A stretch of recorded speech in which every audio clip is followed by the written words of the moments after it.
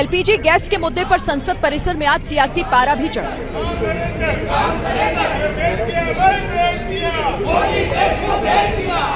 विपक्ष ने मकर द्वार पर प्रदर्शन कर सरकार को घेरा। कांग्रेस सांसद प्रियंका गांधी ने कहा कि 10 साल से जनता मौजूदा सरकार की नीतियों से परेशान है।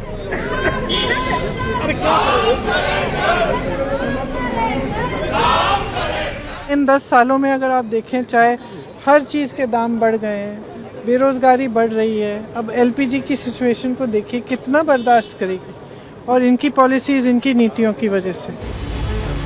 आम आदमी पार्टी के राष्ट्रीय संयोजक अरविंद केजरीवाल ने भी केंद्र सरकार पर हमला बोला और आरोप लगाया कि मौजूदा सरकार की वजह से ही देश इस संकट से गुजर रहा है। नॉन अलाइंड पॉलिसी भारत की विदेश नीति पिछले 75 साल से चली आ रही थी, जिसको प्रधानमंत्री ने चंद दिनों के अंदर डिमोलिश कर दिया।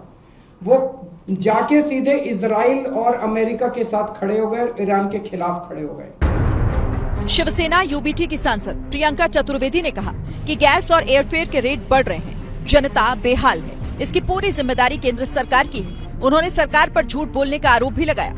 आपने तो हमें आश्वासन दिया था पतल पर कि 72 डेज का हमारे पास ऑयल रिजर्व है in case of any economic disruption, पर आज 25 दिन का भी नहीं रहा। एलपीजी के लिए लंबी कतारें लगी हुई हैं। होटल्स और रेस्टोरेंट्स कह रहे हैं वो बंद होने के कगार पे हैं। मैन्युफैक्चरिंग इंडस्ट्रीज कह रही हैं कि क्योंकि गैस की सुविधा नहीं है, उनके प्रोडक्शन कम हो रहे हैं।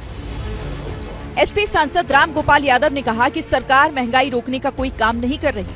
उन्होंने ये भी कहा कि दुनिया भर के नेता पीएम मोदी की बात सुनते हैं, इसीलिए उन्हें युद्ध रुकवाने का प्रयास करना चाहिए।